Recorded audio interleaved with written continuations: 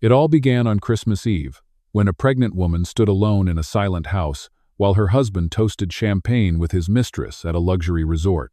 He thought she would wait, that she would break. But that night she made a decision that would turn her heartbreak into power. When he came back, everything he owned was gone, the house was sold, and the divorce papers were already signed. What follows is a story of betrayal, strength, and rebirth, where a woman rises from the coldest night of her life to build something greater than revenge. You will not believe how far she goes until the very end, so stay with us. Tell us what time you're watching and where you're tuning in from, and share your thoughts in the comments below. Snow drifted quietly over Lakeview that night, covering every rooftop and streetlight with a soft white glow. The world looked peaceful from the outside, but inside the Hart residence, peace had long disappeared. A tall Christmas tree stood in the corner of the living room, its golden lights blinking without rhythm, like a heartbeat losing strength. Beneath it, unopened presents sat untouched, their shiny ribbons reflecting the flickering fire from the fireplace. Emily Hart sat alone on the couch, a blanket draped across her knees. Her hand rested on her round belly, the soft movement inside reminding her that she was not truly alone. She was 7 months pregnant, but tonight, she felt like the loneliest woman on earth. The house that once echoed with laughter now held nothing but silence and the ticking of a grandfather clock. Her phone vibrated on the coffee table. For a moment, she hesitated before picking it up. The screen lit up with a live video notification. She clicked, and her breath caught in her throat. There he was, Daniel Hart, her husband, standing on a marble stage surrounded by flashing cameras and champagne glasses. Behind him, a banner glowed in gold letters, Aspen Charity Gala, Christmas Eve Celebration. Daniel looked perfect as always, tall and confident in his black tuxedo, his arm wrapped around a woman with golden curls and a dress that shimmered like ice. Emily knew that face too well. Chloe Grant, the company's new PR manager, the woman Daniel had insisted was just a colleague. The host's voice echoed through the speakers of Emily's phone. Ladies and gentlemen, to the man who has everything, success, charm, and the heart of a beautiful woman. The crowd cheered. Daniel smiled, lifted his glass, and kissed Chloe on the cheek. Emily froze. The sound of clinking glasses felt louder than thunder. Her hand trembled as she set the phone down. For a moment, she could not breathe. The baby inside her moved again, a soft kick that brought her back to reality. She whispered, "It's okay, sweetheart. It's just us, tonight." Outside, the wind howled through the pine trees. A single ornament fell from the Christmas tree and shattered on the floor. The sound echoed through the empty room. She remembered last Christmas, when Daniel had promised that this would be their forever home, that no matter how busy life became, they would always spend Christmas together. He had knelt in front of her, kissed her hands, and said, "You are my only wish." Now he was miles away, celebrating with another woman. The promises that once sounded like poetry now felt like lies carved in ice. Emily rose from the couch and walked toward the window. The glass was cold against her fingertips. Across the street, other houses glowed with warmth. Families gathered around tables, children laughed, couples kissed under the mistletoe. For them, Christmas meant joy. For her, it had become a reminder of betrayal. The sound of her heartbeat mixed with the faint hum of the refrigerator. Every second stretched like a lifetime. She took a deep breath and looked around the room one more time. Everything inside carried his memory. The silver-framed wedding photo on the mantel. The music box he gave her on their first anniversary. The baby cradle still in its box, waiting to be assembled together. She whispered, "Together." That word never meant much to him, did it? Her phone vibrated again, this time with a text message. "Daniel, stay home tonight. I'll be back tomorrow. Don't make a scene." The words cut sharper than any blade. She stared at them until they blurred through her tears.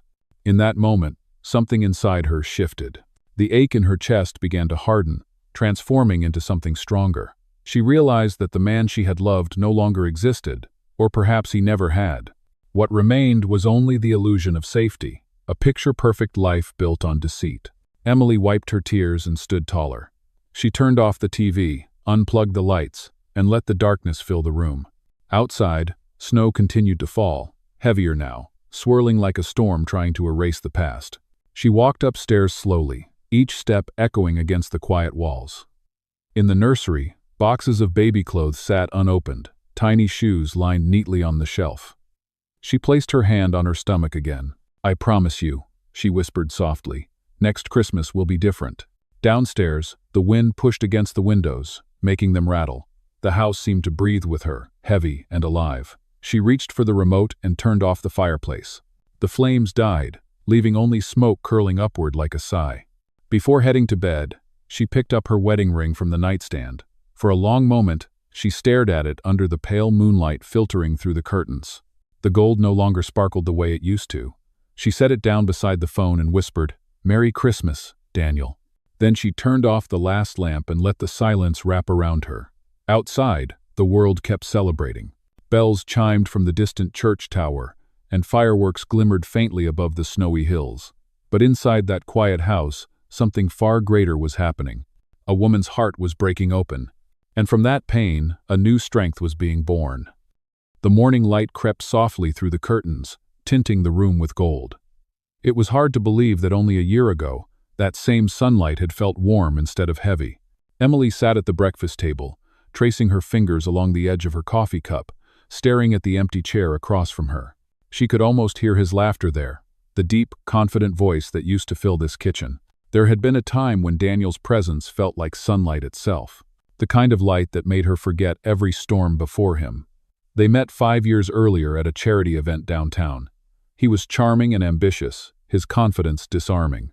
She was an architect with dreams of designing homes for families, a woman who believed love could be built the same way as houses, with patience and honest foundations.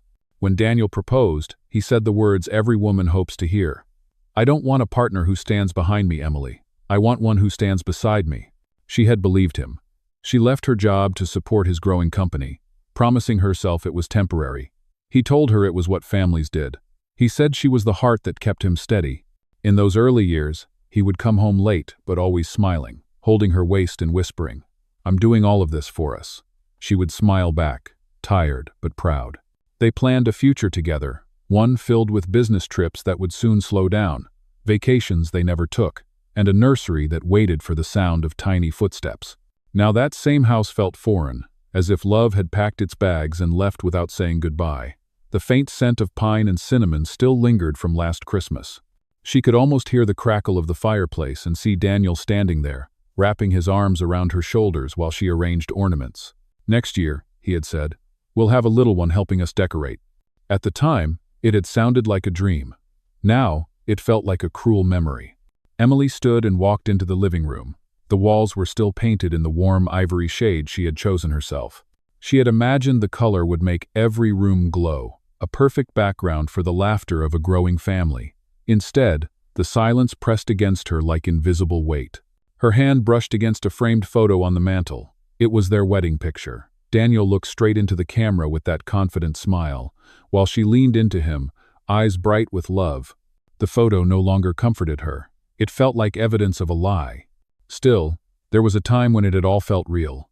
She remembered their first Christmas as husband and wife, the way Daniel had surprised her by bringing home a golden retriever puppy with a red bow around its neck. He had said, "Every family starts with love, and love starts with small things."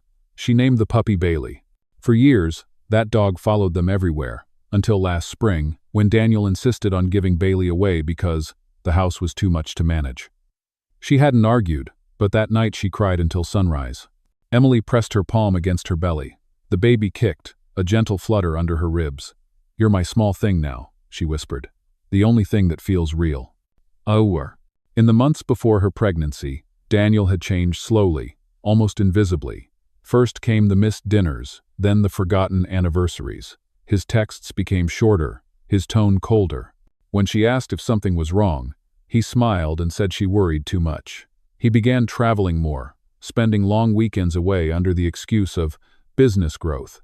Emily had ignored the signs because that is what love does. It covers the cracks until the whole wall collapses. She walked into the nursery, still unfinished. The room smelled of fresh paint and baby powder. In the corner sat a white rocking chair, a gift from Daniel's mother before things went wrong between them. The half-assembled crib stood beside a pile of folded blankets. She had spent weeks choosing those colors, soft greens and whites, believing they would make the baby feel calm.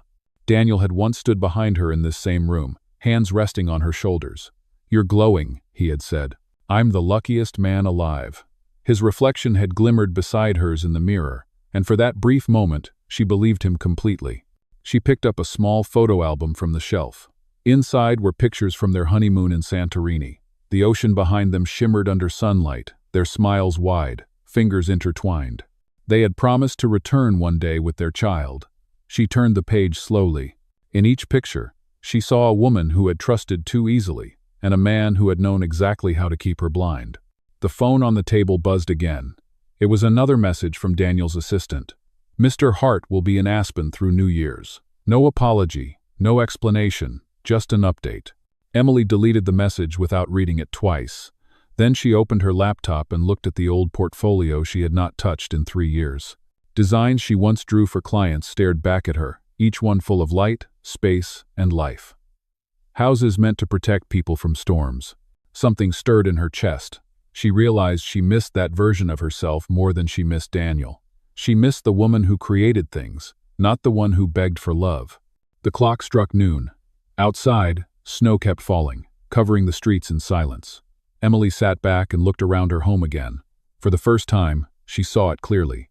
Every wall, every corner, every piece of furniture was tied to him, to his choices, to his voice that always told her what was best. Her gaze landed on the "for sale" brochure she had picked up weeks ago but never thrown away. A single sentence printed across the front caught her eye. "Every ending begins with a decision." She exhaled slowly. It was almost as if the house itself had been waiting for her to decide. Emily stood and whispered, "It's time." The baby moved again, as if agreeing. She looked out the window. Across the street, a young couple carried a Christmas tree inside, laughing as the snow dusted their coats. Life outside kept moving. So would she. Emily turned off the lights in the nursery and closed the door gently behind her. The house that once represented love now felt like a museum of broken promises. But somewhere beneath the ache, a quiet strength began to rise. Before walking away, she touched the doorknob one last time and whispered, "When love still meant everything, I gave it my all. Now it's time to mean something again, just for me." The morning after Christmas was cold and gray. Snow still covered the streets like a quiet secret that refused to melt. Emily sat at her desk with a cup of tea gone cold beside her. The air felt heavier than usual, the kind of weight that warned something was about to change. Her phone buzzed with new messages from Daniel. She didn't open them. They were likely excuses, apologies dressed as explanations. Instead, she opened her laptop. The screen glowed softly, reflecting in her tired eyes. For weeks, she had ignored the little signs, the missed calls, the odd receipts Daniel left lying around. But now, curiosity had turned into determination. She searched through their shared bank account. The first few lines looked normal. Groceries, gas, restaurant bills. Then something caught her attention. A charge from Aspen Grand Resort, 2 nights, executive suite. The date was December 23rd. The same night, Daniel told her he had a business strategy meeting. 1. Emily clicked the transaction. Her hands trembled slightly as the details unfolded. The reservation was made for 2 guests. She copied the confirmation code and pasted it into the hotel's website. A photo appeared on the screen, showing Daniel standing beside a woman in the lobby, smiling at the receptionist. Her chest tightened. She didn't need to zoom in to know who the woman was. Chloe Grant, the same golden-haired woman from the gala video. Emily leaned back in her chair, staring at the screen. For a moment, the world blurred. It wasn't just betrayal she felt, but humiliation. Every late-night meeting, every business trip, every dismissive, "you're imagining things," suddenly made sense. The lies had been carefully placed, layer upon layer, until she could no longer see the truth. The sound of the clock ticking filled the silence. She reached for her phone and called someone she hadn't spoken to in months. "Hello? Sarah, it's me." Sarah Price had been her closest friend before marriage, and also her attorney once upon a time. The warmth in her voice cracked the wall Emily had built around herself. "I was wondering when you'd call," Sarah said gently. "You sound like someone who's finally ready." Emily exhaled. "I found something. He's in Aspen with her. But there's more. I think he's been moving money." Sarah's tone turned sharp. "Send me everything. I'll have it checked." "No." Within hours, Sarah confirmed what Emily feared. Daniel had quietly transferred several joint assets into a private company registered under Chloe's name. The signatures were fake but convincing. He had planned to empty their accounts completely before the end of the year. Emily sat there, listening to Sarah's voice on speakerphone, feeling her baby shift inside her belly. "So he really meant to leave me with nothing," she whispered. "Not if we act first," Sarah replied. "We can freeze the transfers and file a motion, but you have to decide soon." Emily nodded slowly. The choice had already been made the moment she opened that hotel receipt. After hanging up, she stared out the window. The snow had started again, soft and soundless. The world looked peaceful, but inside her, a storm had begun. She walked to the bedroom and opened Daniel's closet. His suits hung neatly, pressed and lined like soldiers ready for inspection. On the top shelf sat a leather briefcase. She pulled it down and unzipped it.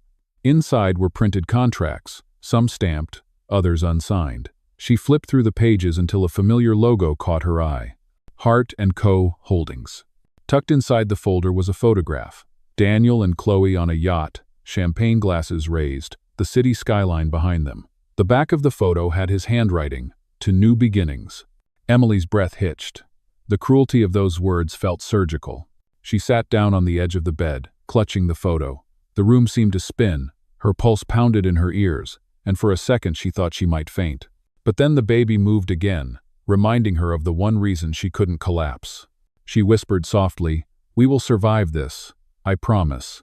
Gathering every document, she scanned them into her computer and sent them to Sarah. Each file felt like a piece of evidence, a fragment of truth being rebuilt. The rest of the day passed in silence. She didn't cry. She didn't scream. She just worked. She organized receipts, cross-checked signatures, and listed every piece of property still under her name. For the first time in months, she felt a sense of control returning. When the sun began to set, she closed her laptop and stood at the window. The sky had turned a pale orange, fading into blue. She could see her own reflection in the glass. She barely recognized the woman staring back at her. The softness was gone, replaced by clarity. She whispered to her reflection, "You believed him because you loved him, but love doesn't mean blindness. Not anymore." Her phone buzzed again. This time, she opened it. A new message from Daniel appeared. "Heading home tomorrow. We'll talk then. Please be calm." Calm. The word made her laugh quietly. The kind of laugh that doesn't come from humor but from realization. She typed nothing back. Instead, she placed the phone on the nightstand and turned away. Later that evening, Sarah called again. "Emily, I filed the preliminary motion. If you agree, we'll proceed with the property sale first thing tomorrow. Once that's done, we can submit the divorce paperwork." Emily didn't hesitate. "Do it." "Are you sure?" Sarah asked. "Yes, I can't live inside his lie anymore." After hanging up, Emily walked downstairs. The fire had burned out hours ago, leaving only gray ashes. She sat on the couch and picked up a framed photo of her and Daniel from their engagement party. In that picture, she was glowing, unaware of what waited years ahead. She placed the photo face down on the table. Then she spoke softly to the quiet room. "He wanted a new beginning. So will I. But mine won't come from lies. It will come from truth." Outside, the wind rose again, carrying flakes of snow against the window pane. The sound was almost like applause. Emily leaned back, resting a hand on her belly. "We're going to be fine," she said to her unborn child. "He may think he's won, but the story isn't over. Not yet." As the clock struck midnight, she finally closed her eyes. For the first time in months, she slept deeply. Not because she was at peace, but because she had found purpose. The next morning would bring confrontation. But tonight, she had found her strength in the light of truth. The wind picked up that evening, howling through the pine trees and pressing snow against the windows like icy hands.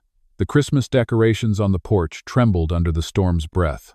Inside, Emily packed in silence. The house felt colder than it had the night before, even with the fireplace burning. The light from the flames danced across her face, soft but unsteady. She had spent the entire day finalizing the sale papers with Sarah's help. The documents were printed, signed, and sealed. Everything was ready for the next morning. But tonight, Daniel was coming home. She knew it because he had sent a message earlier. Landing at 8. "We'll talk then." Talk. That word no longer meant what it used to. At 7:58, headlights cut across the driveway. The low hum of the car engine grew louder, then stopped abruptly. Emily stood in the doorway of the living room, her heart steady, her hand resting on her belly. She waited. The door opened. Cold air rushed in. Daniel stepped inside, shaking snow from his coat. He looked almost irritated to see her standing there. "Emily," he said flatly, "you're awake." She nodded. "I wanted to be." He threw his keys on the counter, loosened his tie, and glanced around. "Why is it so dark in here?" "I turned off the lights to save energy," she replied quietly. Daniel gave a dry laugh. Still the same old Emily, always practical. He walked closer, smelling faintly of cologne and champagne, the same scent she had seen on Chloe's neck in the photos. "You look tired," he said. "You shouldn't stress yourself. It's not good for the baby." Her lips trembled, but her voice stayed calm. "You should have thought of that before you disappeared for Christmas." He stopped mid-step. "I told you I had business." "I know," she said. "At the Aspen Grand Resort." His expression froze. The silence between them stretched thin, heavy like the storm outside. For a long time, neither spoke. The fire crackled softly. Then Daniel sighed. "You went through my accounts, didn't you?"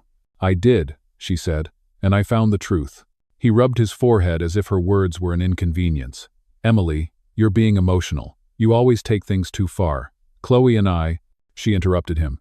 "Don't say her name in this house." Her voice startled even herself. It wasn't loud, but it carried a kind of strength he hadn't heard from her in years. Daniel blinked, then smirked. "So what now? Are you going to scold me like a child?" "No," she said softly. "I'm going to let you go."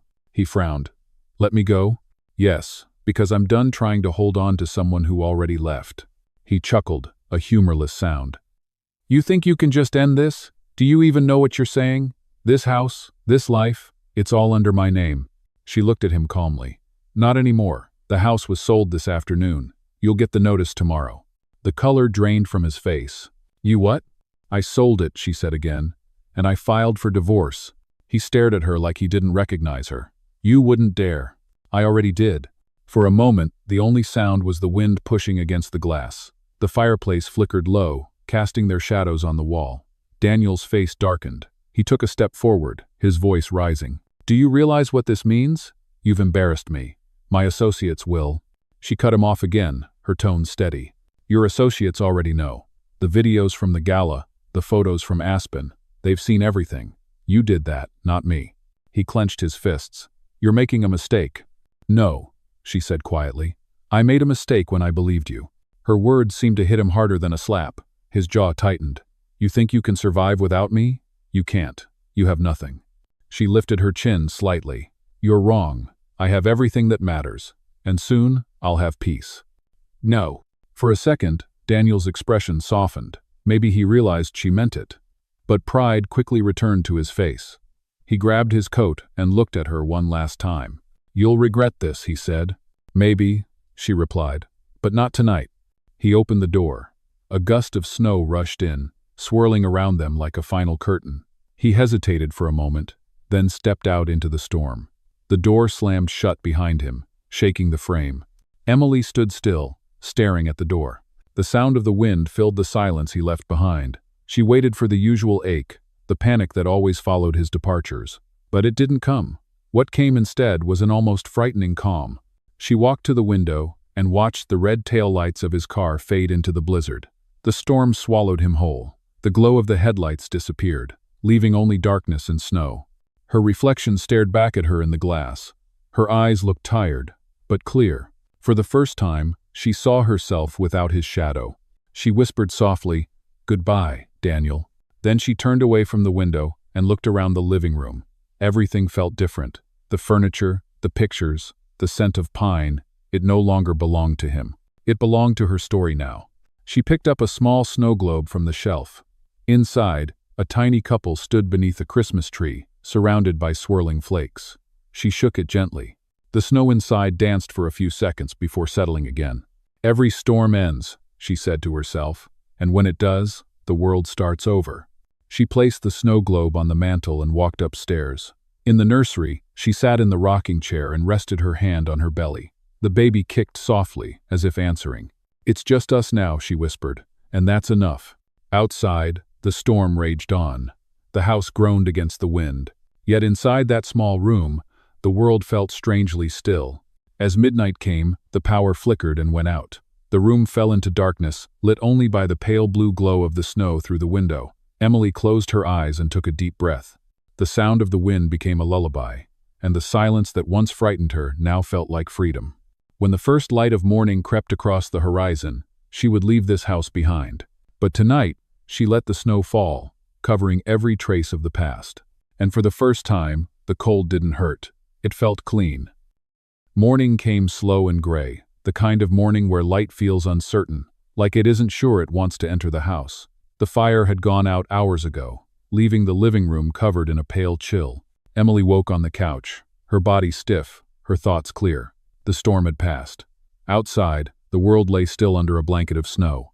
It looked peaceful, but she knew peace had to be earned. She rose quietly and pulled the curtains open. The sky was silver, and the first soft rays of sunlight bounced off the frozen street. Her reflection in the window startled her. She looked older, stronger. The girl who had waited for her husband to come home was gone. The woman staring back at her had made a decision. She brewed coffee slowly, the smell of it filling the air, grounding her. As the steam curled upward, she whispered to herself, "Today is the day." On the kitchen table sat the folder Sarah had sent the night before. Inside were the property documents, the divorce papers, and the last few forms she needed to sign. The pen felt heavier than it should, but her hand didn't shake. When she finished the final signature, she placed the pen down with care. "It's done," she said softly. The words echoed through the empty house. There was no applause, no music, just the sound of her own breathing. But for Emily, it was enough. At 9 o'clock sharp, she bundled herself in her gray coat and walked out to the driveway. Her boots crunched through the snow. The cold air burned her lungs, but she welcomed the sting. It reminded her that she was still alive. The cab arrived a few minutes later, its headlights cutting through the fog. The driver, an older man with kind eyes, helped her with the door. "Where to, ma'am?" She smiled faintly. "Downtown. Morton and Associates Law Office." He nodded and pulled away from the curb. The city rolled by in silence. Snow-covered rooftops, quiet shops still closed for the holidays, and a few people scraping ice from their cars. The radio played faint Christmas music, but Emily barely heard it. She was thinking of what Sarah had said last night. Every ending begins with a decision. When the cab stopped in front of the tall brick building, she paid the driver and stepped out. The cold bit at her cheeks as she walked toward the glass doors. Inside, the air smelled of coffee and paper. The receptionist recognized her immediately. "Mrs. Hart, Miss Price is waiting for you," she said with a warm smile. Emily nodded and followed the woman down the hallway. Sarah stood at the end, her hair tied back, a stack of papers in her hands. She looked up and smiled. "You really did it," Sarah said. "I did," Emily replied, "and I'm not looking back." They went into the office. Sarah laid the papers on the table, explaining each one carefully, though Emily already knew what they meant. The sale of the house would be finalized within 24 hours. The divorce would be filed immediately after. Every step of this plan was something Emily had chosen. As she reviewed the forms, she felt a strange calmness settle over her. Each signature was like cutting another string that had tied her to a painful past. When they finished, Sarah leaned back in her chair. "You know, you could have waited. You're pregnant. It's the holidays. Most people would take more time." Emily smiled gently. "If I waited for the perfect moment, I'd never move at all." Sarah nodded, her eyes soft with admiration. "You're stronger than you think." "I wasn't," Emily said. "Not until now." They shared a quiet moment before Sarah stood and handed her an envelope. "This is a copy of everything. Keep it safe." Emily took it and thanked her, then walked out of the office. Outside, the city seemed brighter. The storm clouds had cleared, revealing a clean, sharp blue sky. She stood on the sidewalk for a moment, watching the sunlight reflect off the snow. For the first time in months, she felt warmth inside her chest. Across the street, a small cafe had its door open. The smell of fresh bread drifted out. She crossed the road slowly, holding her belly protectively. The bell above the cafe door chimed softly as she entered. Inside, the air was warm and golden. A few people chatted quietly at the counter. Emily ordered a tea and sat by the window. She watched the people passing by, each wrapped in their own stories. The city felt alive again. Her phone buzzed once more. A message from Daniel. "You're overreacting. Let's fix this quietly before anyone finds out." She stared at it for a long moment, then deleted it without replying. She didn't need to explain herself anymore. Silence was her answer. When her tea arrived, she took a slow sip, letting the warmth spread through her. For the first time, she noticed how peaceful the sound of ordinary life could be. The clinking of cups, the faint laughter, the hum of traffic outside. She had missed all of this while living inside the cage of his control. Her thoughts drifted to the baby. She smiled softly and whispered, "You and I will start fresh. We'll build something new. Lick." Before leaving, she slipped a few bills under the cup and walked out into the sunlight. She tilted her head back, letting the cold air brush her face. The world was quiet, but inside her, something was growing louder. Hope. That afternoon, she met Harold Burns, the real estate broker Sarah had recommended. He was tall, gray-haired, and spoke with the calm assurance of someone who had seen every kind of deal. When she explained her situation, he simply said, "Courage is the best investment you'll ever make." Emily smiled. "Then I guess I'm already rich." They shook hands. Within hours, Harold had arranged everything. By the end of the day, the sale was confirmed. The proceeds were transferred into Emily's new account. When she returned home that evening, the sky had turned pink and gold. She stood in the doorway, looking around the nearly empty house. The echoes of her old life lingered for a moment, then faded. She whispered softly, "Goodbye." Closing the door behind her, she walked down the steps, the snow crunching under her feet. Her cab waited at the curb. As it drove away, Emily looked out the window one last time. The house grew smaller until it vanished from view. She felt no sadness, only relief.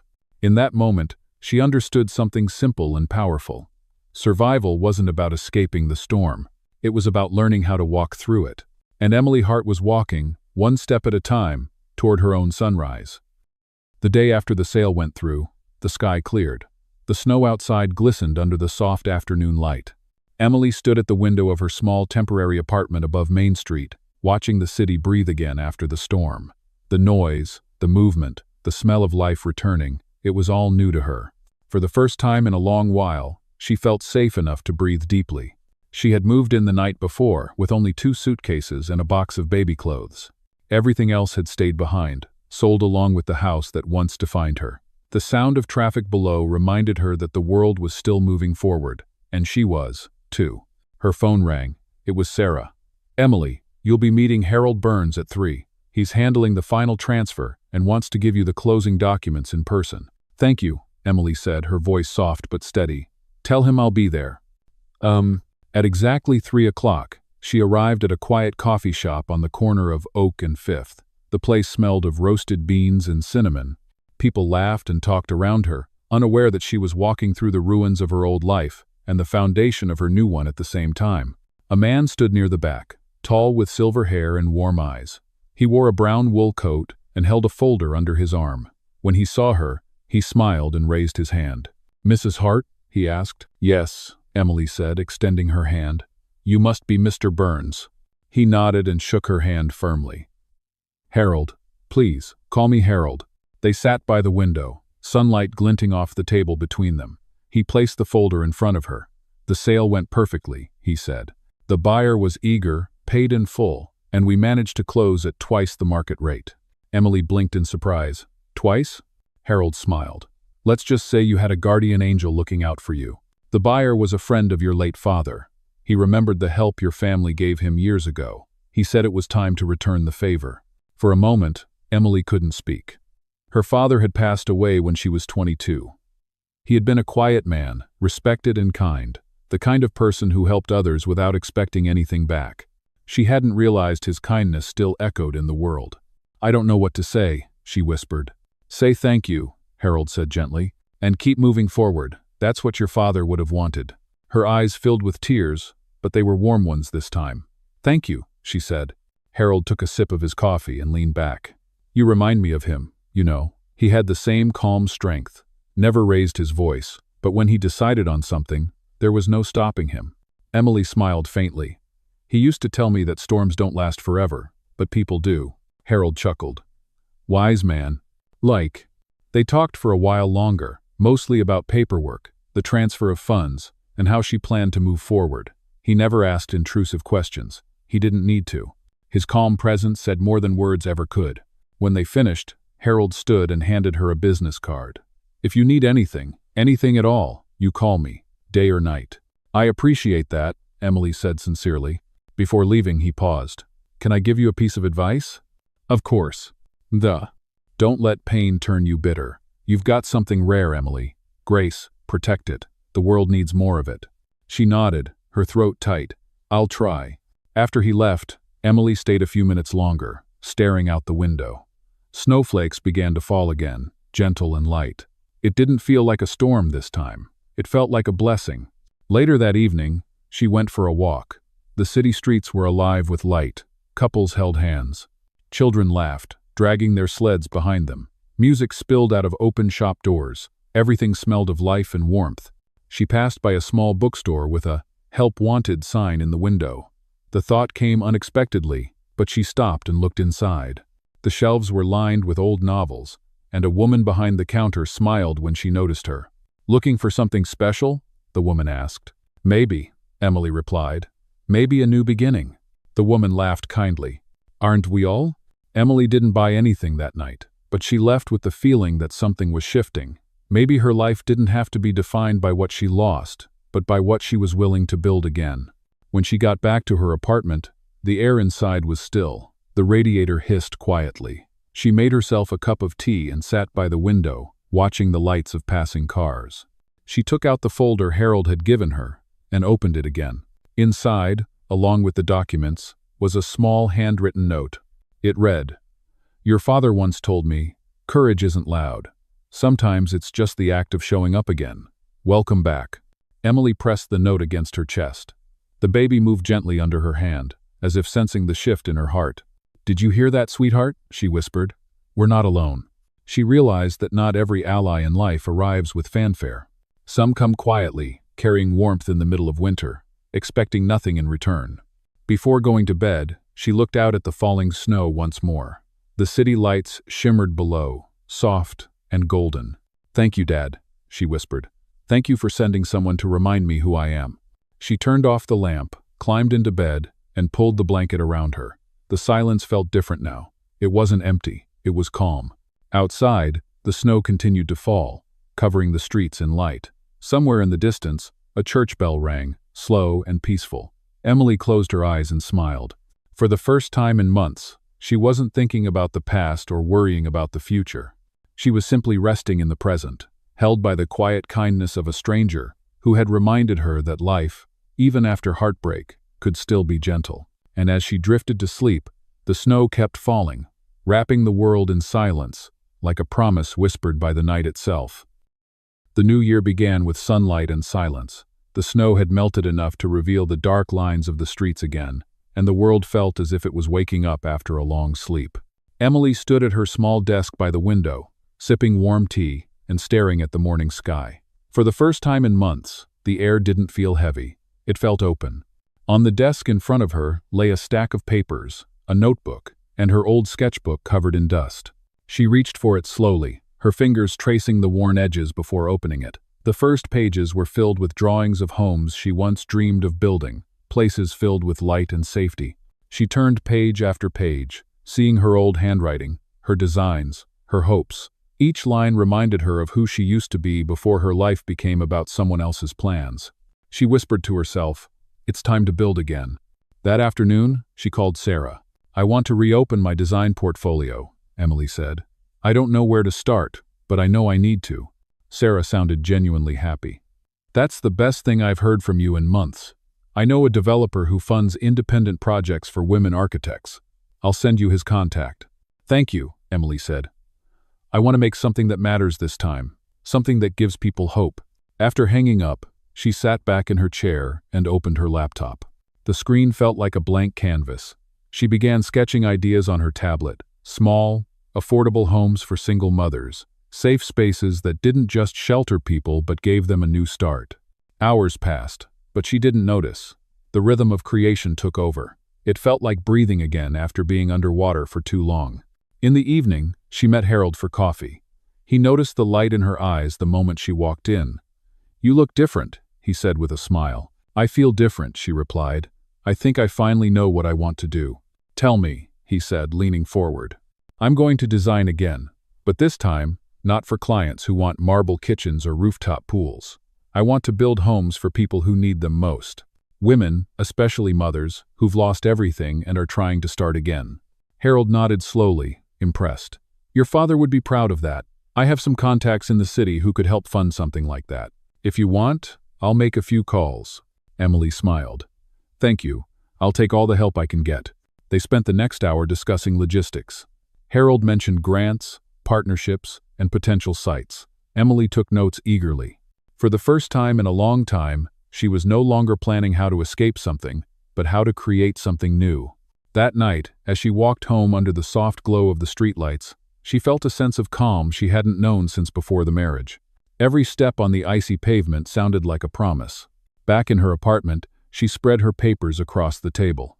The baby kicked gently as if responding to the energy in the room. She smiled and placed her hand over her belly. See, sweetheart, she whispered. We're not broken.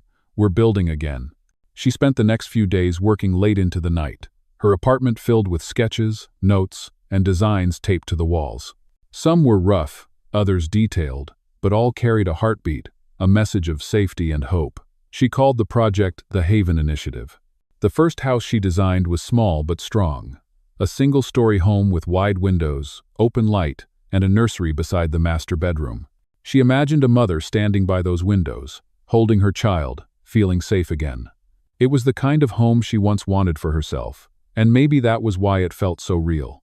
As she drew, she thought of the women she had met in hospital waiting rooms and charity drives, women who had smiled through pain, who had survived betrayal, who deserved more than pity. She wanted her designs to say, "You still belong here. You still matter." When she showed the sketches to Sarah a week later, her friend was speechless. "Emily," she said softly, "this isn't just a project. It's a movement." Emily laughed lightly. "Maybe. Or maybe it's just a way to heal." "No. Sometimes they're the same thing," Sarah replied. With Harold's connections and Sarah's legal expertise, the project began to take shape. Within a month, Emily had secured a meeting with a nonprofit board that specialized in community housing. She printed her designs, rehearsed her presentation, and stood in front of the mirror practicing her words. The night before the meeting, she barely slept. She sat by the window, watching the city lights twinkle below. Her reflection in the glass looked calm but determined. "You've come a long way," she whispered to herself. "Don't stop now." The next morning, she walked into the boardroom with her sketches rolled under her arm.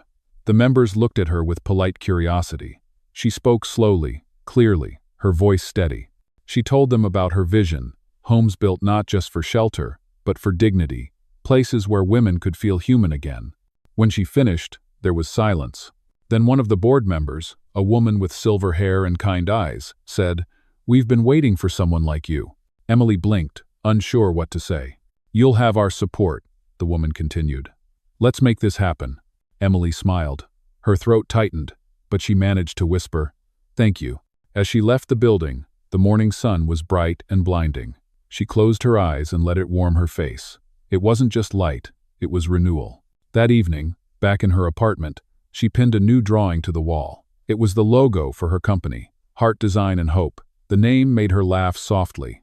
It felt poetic. She sat down, exhausted but fulfilled. The baby kicked again, stronger this time. She smiled and whispered, "We did it. And this is only the beginning." Outside, the city glowed under the early spring light. Somewhere in the distance, church bells rang, marking the passing of another day. But for Emily, this was not just another day. It was the day she stopped surviving and started living with purpose. She wasn't the woman who had been abandoned anymore. She was the architect of her own future. And the blueprint was hope. 3 months later, the city was in full bloom. The cold had melted away, and spring brought color back to the streets. Trees lined the sidewalks with soft green leaves, and sunlight poured through Emily's apartment like gold. Her belly had grown rounder now, and every kick reminded her of how close she was to a new beginning. The Haven Initiative had become more than an idea. It was now a registered project, supported by investors and volunteers who believed in her vision. Construction had already begun on the first site outside the city, and news outlets had started to write about it. People admired the young architect who rebuilt her life after heartbreak.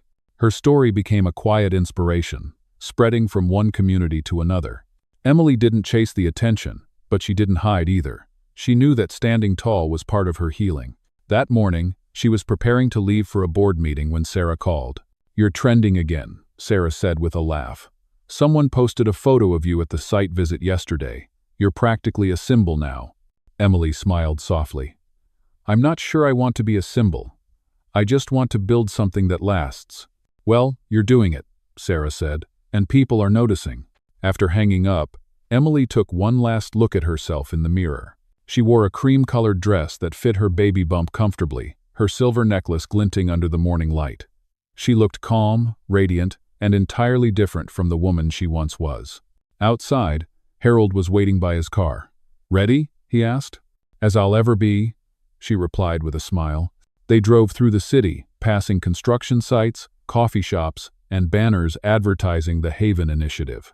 Seeing her dream take shape filled Emily with quiet pride. She had built this from nothing, and it was only the beginning. When they arrived at the community center where the meeting was being held, reporters were already gathered outside. The moment she stepped out of the car, camera shutters clicked rapidly.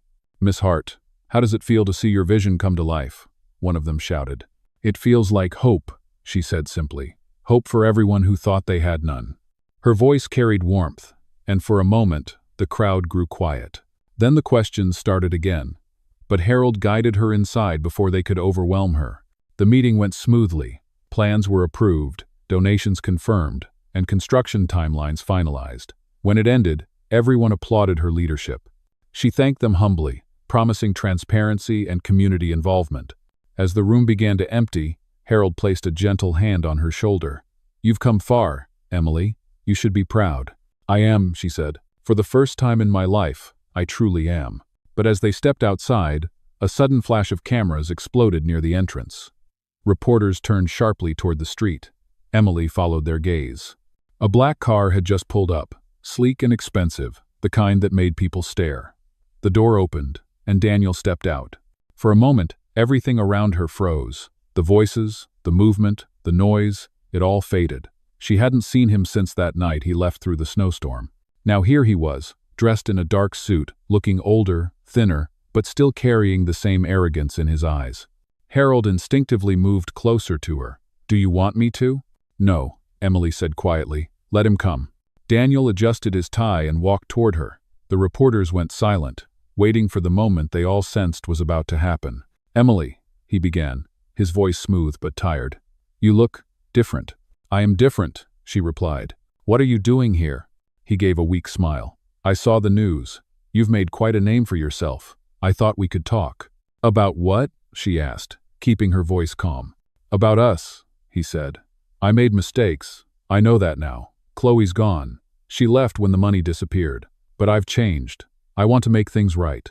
Emily looked at him for a long moment, studying his face. Once, those words would have broken her heart open. Now, they sounded hollow. "You want forgiveness," she said quietly. "I want another chance," he replied. Behind them, cameras clicked again. Reporters leaned forward, sensing tension. Harold stepped between them, holding the press back. Emily took a step closer to Daniel, her expression calm but firm. "You had your chance, Daniel. You chose to destroy what we built. You lied, you cheated, and you left me standing alone. There is no going back from that." His jaw tightened. "You're humiliating me in front of everyone." She shook her head. "No. You did that to yourself." The crowd murmured. Daniel's face flushed with anger. "You think you're better than me now? Some charity project doesn't change what you are." Her voice stayed steady. "You're right. It doesn't change what I am. It reveals it, and what I am is free." For the first time, he had no response. His lips parted, then closed again. He looked at her as though seeing her for the first time, realizing that the woman in front of him wasn't his to control anymore. Harold stepped forward. "Mr. Hart, this is private property. I suggest you leave." Daniel hesitated, glancing at the crowd of cameras, the reporters recording every word, every movement. His pride wouldn't let him beg in public. Without another word, he turned and walked back to his car. The crowd watched silently as the black car disappeared down the road. Emily stood still for a moment, breathing deeply. The air smelled like spring and freedom. Harold looked at her. "You handled that perfectly." She nodded slowly. "I wasn't angry. I just felt sorry for him." "That's strength," Harold said, "not revenge." As they walked back to the car, the reporters shouted questions again, but Emily didn't answer. She didn't need to. Her silence spoke louder than anything she could have said. Later that evening, she sat by the window in her apartment, the city lights glowing outside. She replayed the scene in her head, not with pain, but with peace. The baby kicked softly, and she smiled. "He came back to find what he lost," she whispered, "but I've already found what I needed." She leaned back in her chair, her hand resting on her belly, her heart steady and full. Outside, the night was calm, and the world seemed to whisper in return, telling her that the hardest part was over. Daniel had come looking for redemption, but what he found was a woman who no longer needed saving.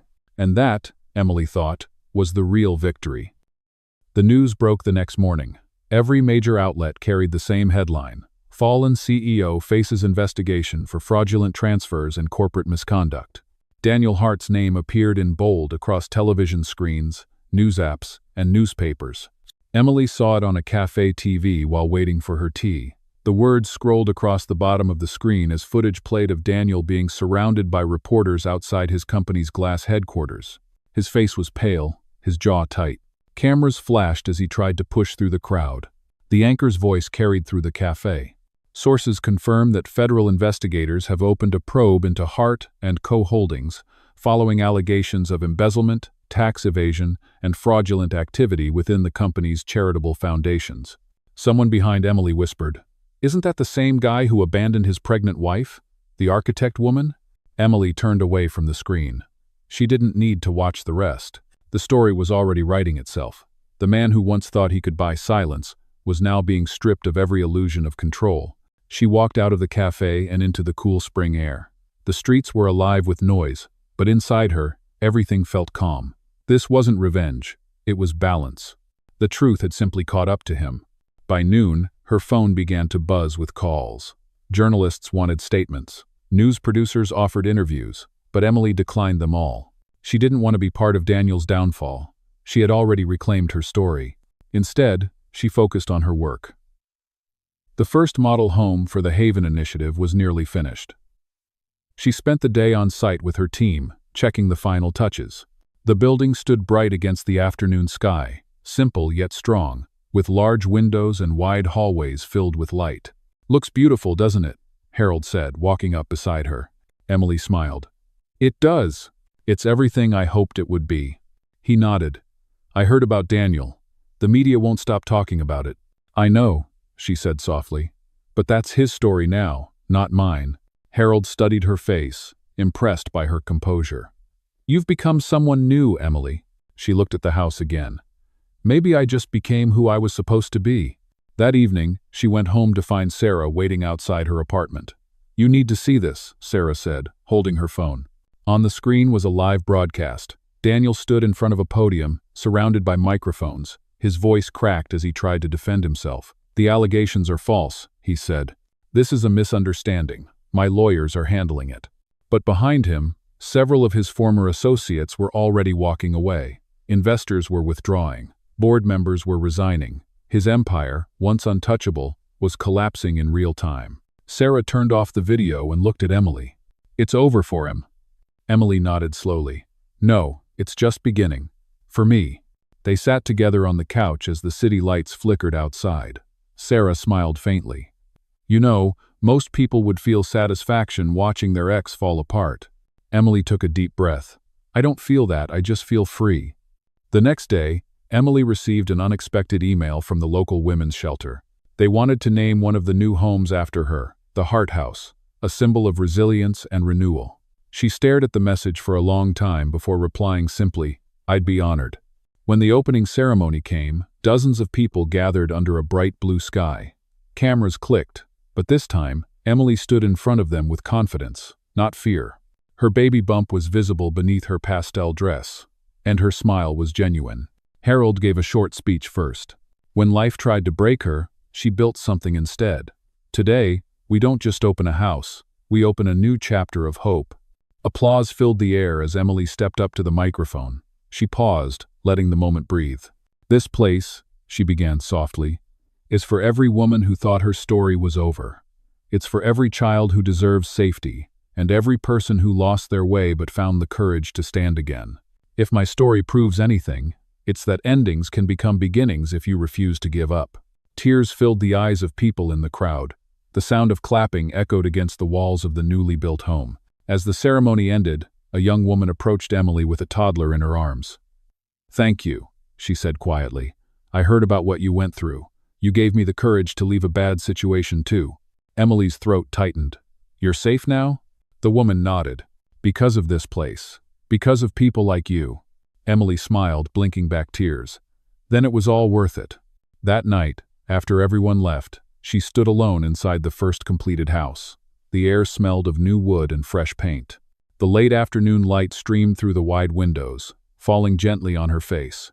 She ran her hand along the smooth surface of the wall and whispered, "We did it, little one." Her phone buzzed. Another message from Daniel. "I'm sorry. I never wanted it to end this way." She stared at it for a long moment before deleting it. There was nothing left to say. Later, she walked outside, the wind cool against her skin. The world felt wide again, full of promise. She looked up at the sky and thought about her father's words, the ones Harold had reminded her of. Courage isn't loud. Sometimes it's just the act of showing up again. She had shown up. She had rebuilt, not out of anger, but out of love, for herself, for her child, and for those who needed someone to light the path ahead. Across the city, Daniel's company fell apart piece by piece. Lawsuits piled up, bank accounts froze, and headlines shifted from sympathy to condemnation.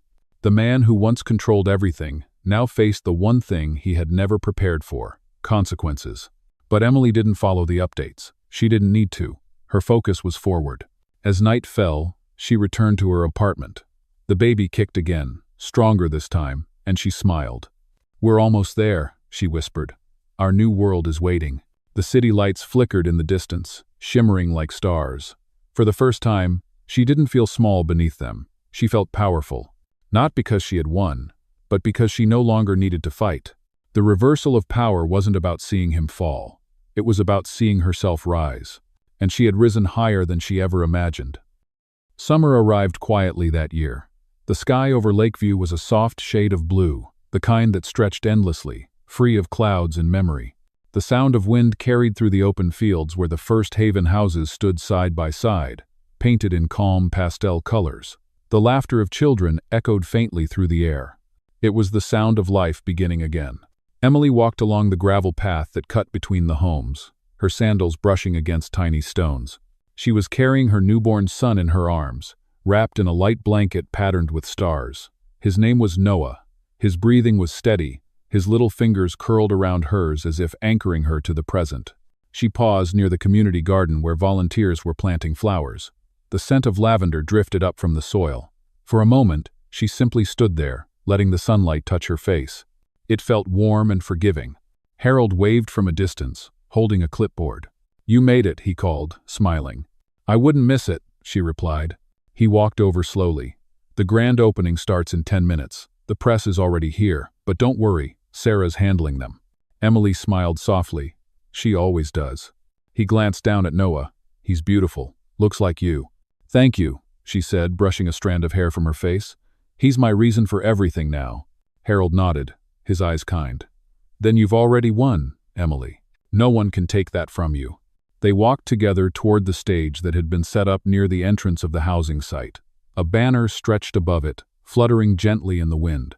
It read, "The Haven Initiative, Building Homes, Rebuilding Lives." Rows of chairs were filled with families, volunteers, and members of the community. Reporters lingered at the back, cameras ready. As she stepped up to the microphone, the murmurs quieted. The sound of a baby cooed softly somewhere in the crowd. Emily looked out at the faces before her. Some she knew, many she didn't, but all carried the same quiet hope that had once kept her alive when she thought she had none. She began to speak. "2 years ago, I thought my life was over. I had lost my home, my marriage, and my sense of who I was. But I learned something that changed everything. When you are left with nothing, you also have nothing to lose. And that is where freedom begins." The audience was silent, listening closely. The breeze lifted her hair as she continued. "I built the Haven Initiative to remind people that survival is not weakness, it is strength. Every woman who walks through these doors deserves to know that she is more than what broke her. She is the beginning of something new." Her voice softened as she looked down at Noah sleeping in her arms. "This project isn't about my past. It's about his future, and the futures of every child who deserves to grow up in safety and love. When she finished, the crowd rose to their feet. The applause was gentle at first, then grew stronger until it filled the entire space. The sound wrapped around her like an embrace. After the ceremony, she spent time greeting families who had already moved into their new homes. One woman hugged her tightly, tears in her eyes. "You gave me more than a house," she said. "You gave me a chance to breathe again." Emily smiled through her own tears. "That's all I ever wanted." As the afternoon sun dipped lower, she sat with Harold and Sarah on a bench overlooking the homes. The light turned everything golden. Sarah handed her a glass of lemonade. "To peace," she said, raising it slightly. "To peace," Emily echoed. For a while, they said nothing. They didn't need to. The air around them carried a kind of stillness that only comes after chaos has been silenced. Harold leaned back. "It's funny, isn't it? You spent years fighting to survive, and now your greatest power is how quietly you live." Emily smiled. "That's the thing about peace. It doesn't shout, it just stays." Later that evening, after everyone had left, she walked back toward the main house alone. The lights inside the homes glowed softly against the twilight sky. Somewhere, a mother was singing a lullaby. Somewhere else, a door closed gently, followed by laughter. She stopped near the entrance and looked around. Every detail she had designed, the wide porches, the open windows, the soft colors, had come to life exactly as she imagined. It wasn't grand or luxurious. It was real. It was home. She walked to the small fountain in the center of the courtyard. The water glimmered under the fading sunlight. Holding Noah close, she whispered, "We did it. We really did it." In the quiet, she thought of her father again, of the lessons he had left behind. She thought of the night Daniel drove away, and the moment she decided not to break. Every piece of her journey had led here, to this calm place where the past no longer hurt. The sound of footsteps broke her thoughts. Sarah appeared beside her, smiling softly. "I thought you might still be here." "I wanted to say goodbye properly," Emily said, "to the woman who built this place in her mind before it existed." Sarah looked at her gently. "You know, it's not really goodbye. It's the beginning of everything else." Emily nodded, her heart full. "You're right." They stood together for a moment, watching the last streaks of orange fade from the sky. Then Sarah hugged her and walked away, leaving Emily under the deepening blue of the evening. She looked down at Noah again. His tiny face was peaceful, his eyes closed in perfect trust. She kissed his forehead and whispered, "This is our world now, one built from truth, not fear." "No." The wind moved softly through the garden, carrying the scent of flowers and new beginnings. Somewhere in the distance, church bells rang, marking the close of another day. Emily took one last look around before heading home. The houses glowed under the starlight, each window shining like a small heartbeat in the dark. As she reached the gate, she turned and smiled. "Thank you," she whispered, not to anyone in particular but to everything, to the pain that shaped her, to the love that rebuilt her, to the peace that finally stayed. She walked into the night, her steps slow and steady. The world around her was quiet, but inside, her heart was alive with light. And in that moment, Emily Hart knew the truth she had been searching for all along. Peace was not the end of her story. It was her greatest victory.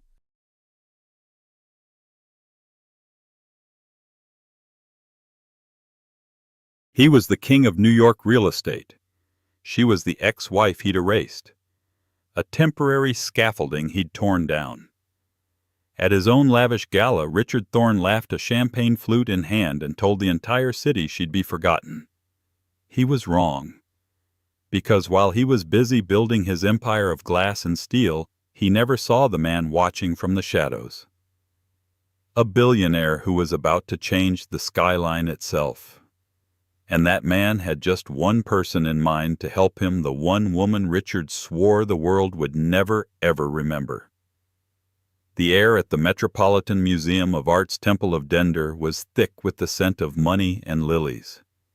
It was the annual Thorne Foundation Gala, the absolute pinnacle of New York City's philanthropic calendar. And tonight it was also a coronation. Leora Harris stood in the shadows of a towering Egyptian column, her simple midnight blue gown a stark contrast to the glittering sequins and diamonds that surrounded her. This was her last official duty as Mrs. Thorne. The divorce papers were signed, the settlement a paltry, insulting fraction of the empire she had helped build. Richard Thorne, her ex-husband, was at the center of the room, of course. He was a lion of a man with a predator's smile and a mane of perfectly silvered hair.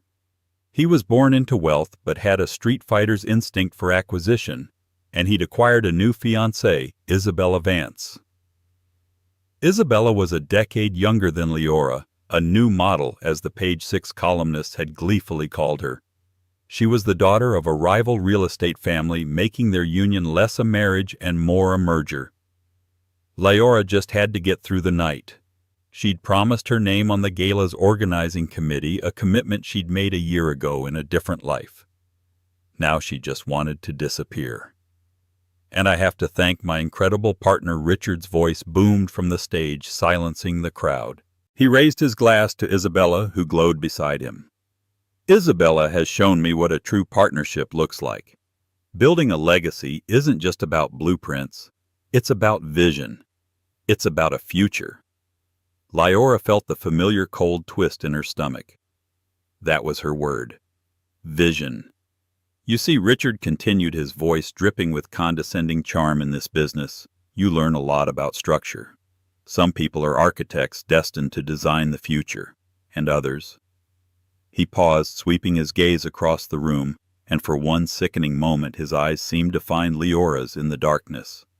Others are just temporary scaffolding, useful for a time perhaps, but ultimately designed to be torn down and forgotten. To the future.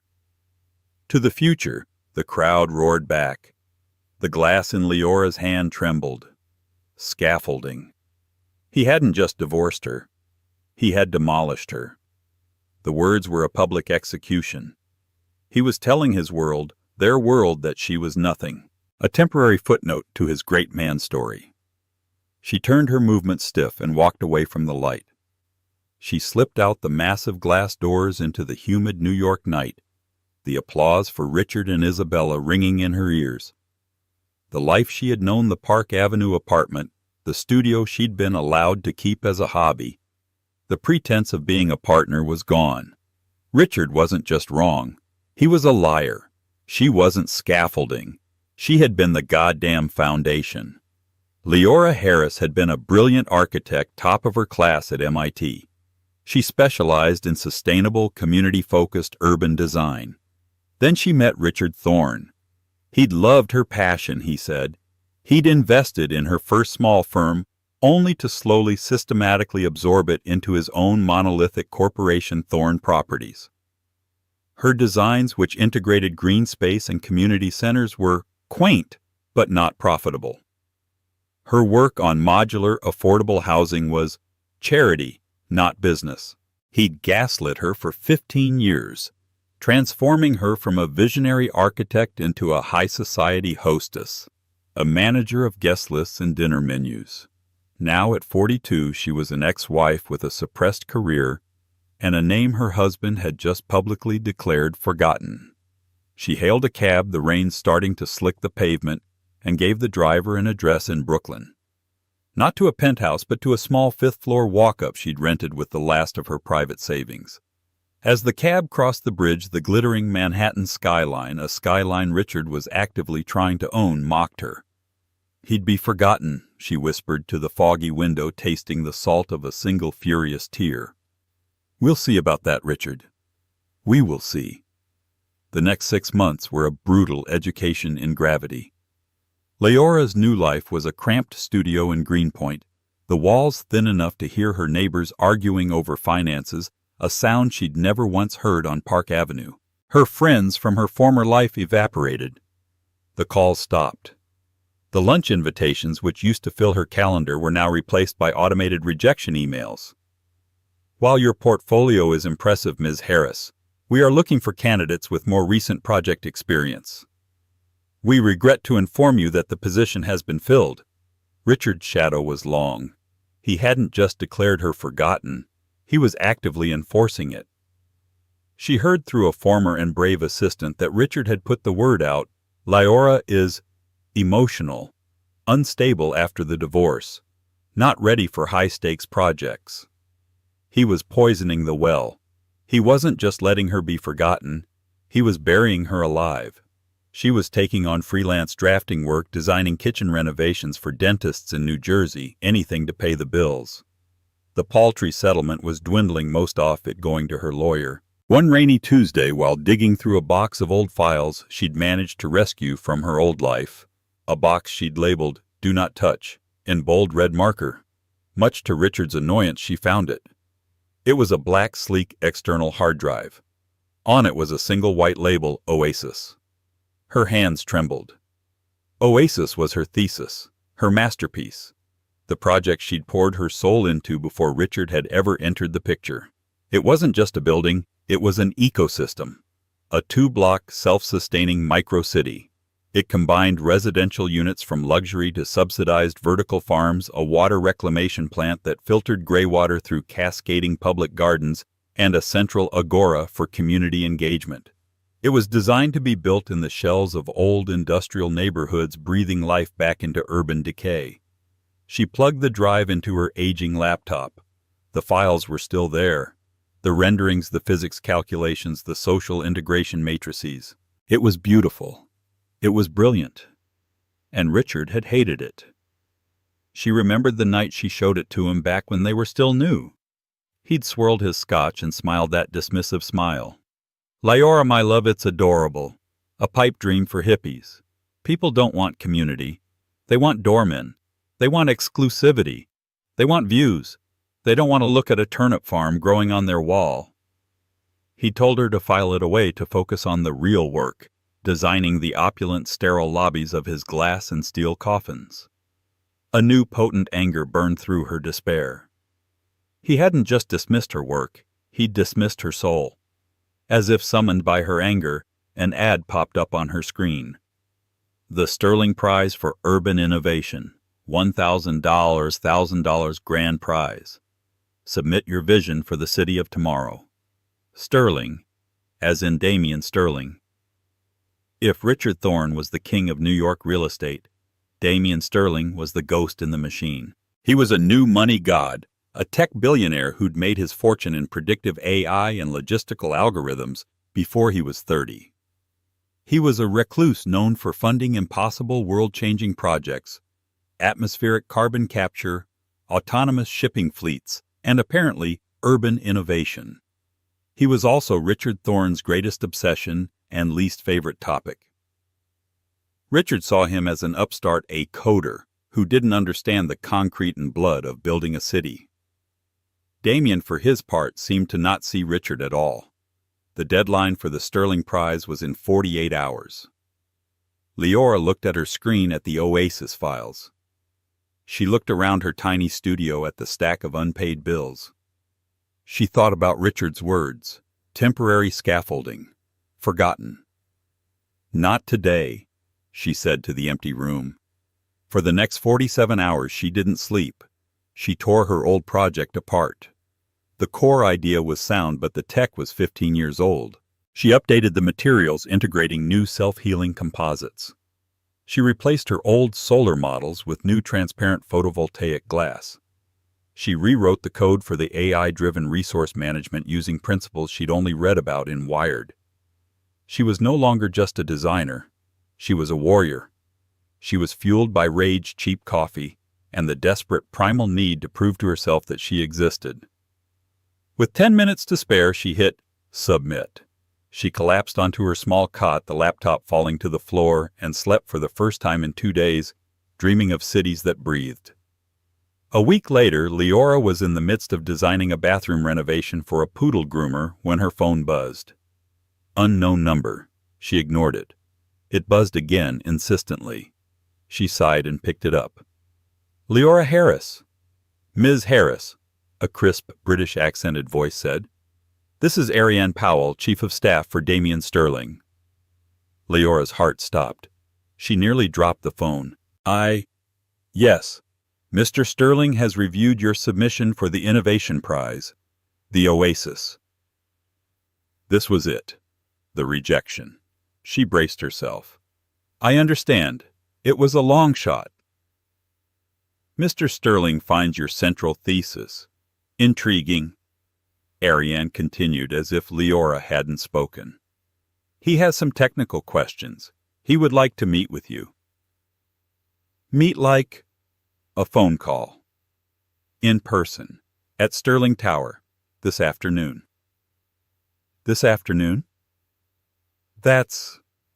I'm in Brooklyn. I'm not dressed. Leora looked down at her paint-splattered jeans and old MIT sweatshirt. 2 p.m. A car is on its way to you now. It will be there in 20 minutes. The line clicked dead. The entire ride to Manhattan, Leora felt like she was going to be sick. Sterling Tower wasn't a building. It was a statement. It loomed over the Hudson, a sleek, twisting blade of black glass and green terraces that seemed to defy physics. It was the only new high-rise in New York that Richard Thorne hadn't been able to stop, and he hated it. The lobby was silent, futuristic. No opulent marble like Richard's buildings. Just polished concrete living green walls and the quiet hum of technology. Ariane Powell, a woman who looked like she could negotiate a hostile takeover before breakfast, met her at the elevator. They rode up in silence, not in a car, but in a high-speed magnetic lift that made Leora's ears pop. The office was at the very top. It was less an office and more a conservatory. A massive glass-domed atrium filled with trees and sunlight offering a 360-degree view of the city. And there, standing not at a desk but in front of a floor-to-ceiling transparent data screen, was Damian Sterling. He was not what she expected. He wasn't a polished CEO like Richard. He was young, perhaps in his late 30s, with an unruly mess of dark hair, a plain gray t-shirt and jeans. He looked more like a grad student than a billionaire. He didn't turn around. "Ms. Harris," he said, his voice quiet but resonant. He was still looking at the screen, which was displaying a 3D rotating wireframe of her Oasis project. "Mr. Sterling, thank you for seeing me."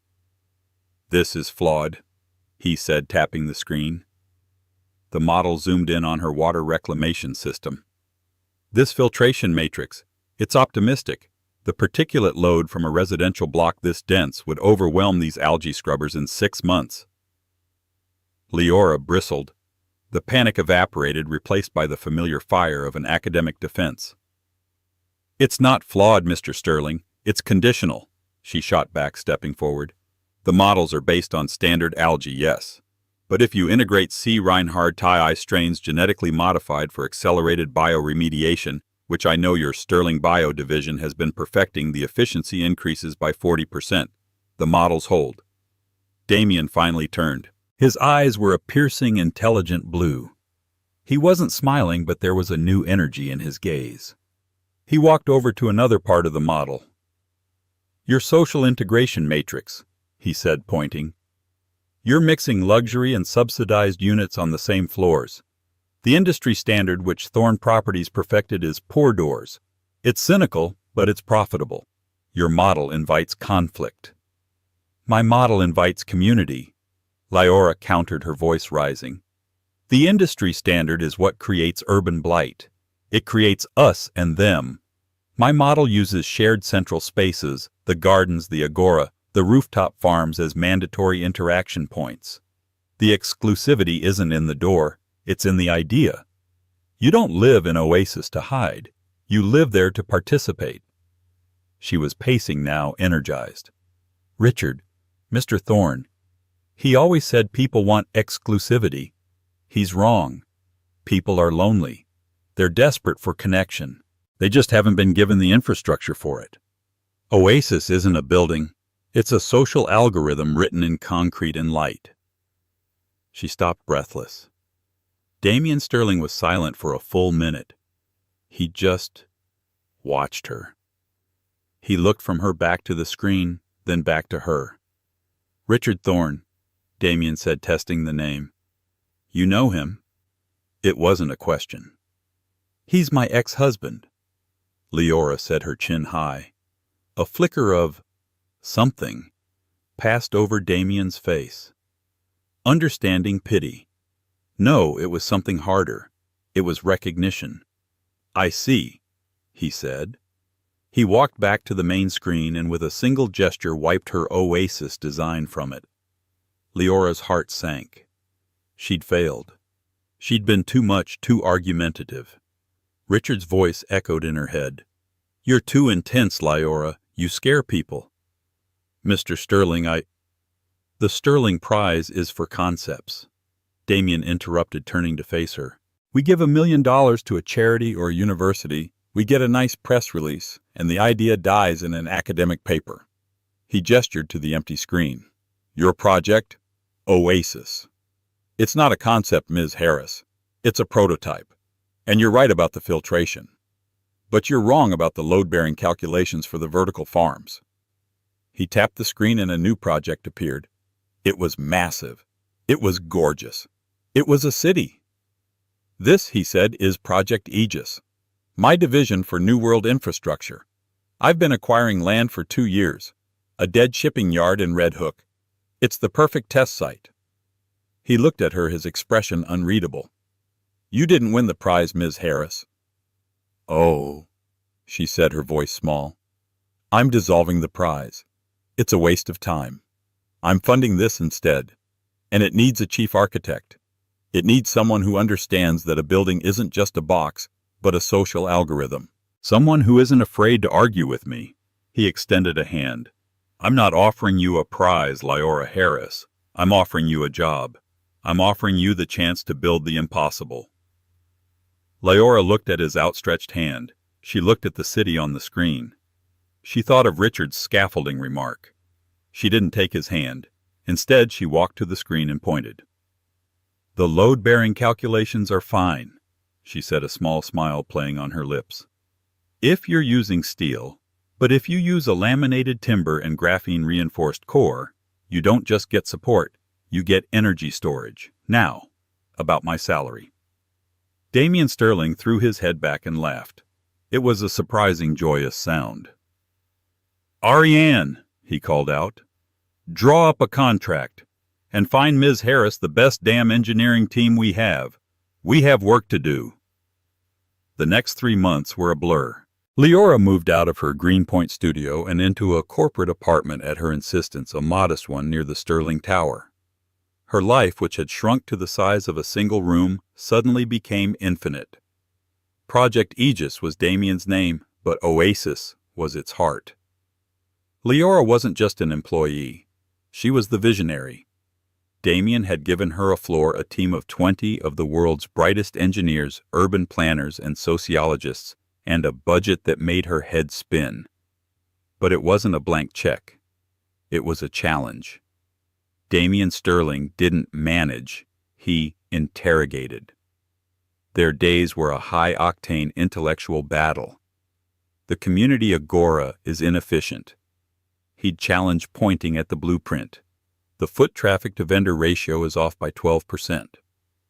"That's because it's not a mall, Damien," she'd fire back, pulling up a social schematic. "It's designed to slow people down. The inefficiency is the feature. It forces interaction. Then the interaction is forced. It's inorganic. It is structured, like a Japanese tea ceremony. We're providing the framework for a community that's forgotten how to build itself." He'd stare at the plans, his mind working at a speed she'd never seen in anyone else, and then nod a slow, appraising gesture. "Fine, structure it. But if the tea ceremony costs me an extra $50 million, the tea better be damn good." This was their dynamic, a rapid-fire exchange of ideas, a partnership forged in argument and mutual respect. He was the quant, she was the qual. He was the algorithm, she was the soul. He pushed her on engineering and she pushed him on humanity. For the first time in 15 years, Leora felt seen. She wasn't Mrs. Thorne. She wasn't Richard's emotional ex. She was Ms. Harris, the chief architect of Project Aegis.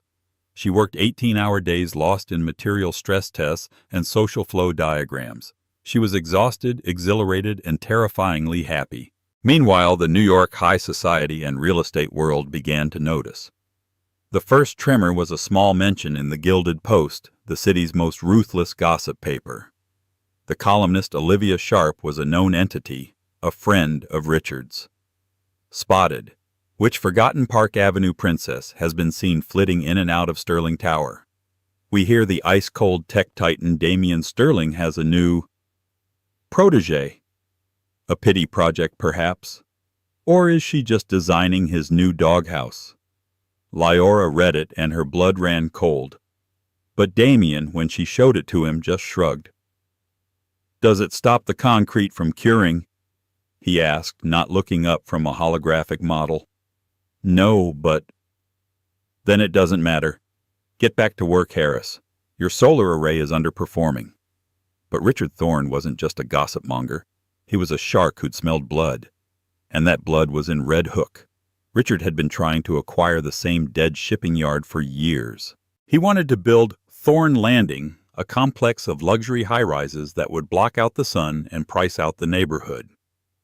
But he'd been blockaded at every turn by an anonymous holding company that kept outbidding him.